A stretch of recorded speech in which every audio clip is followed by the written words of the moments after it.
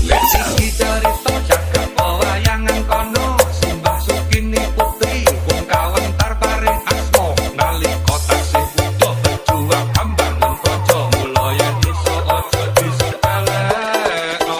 Zaman perubahan Simbah dadi pahlawan, kalih Sengkuni lan Semar satu tekad berjuang, besarungan padha-padha bangun dalan.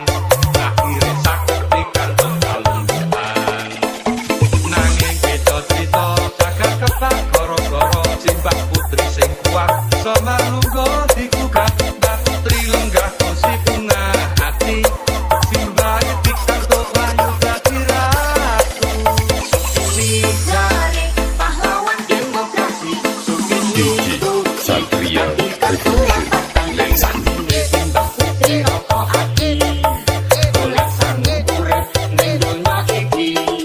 Saya sepuh Simbah dadi lucu-lucune, sambangan sajak kangen dikane monggo Simbah gandeng ayune manani.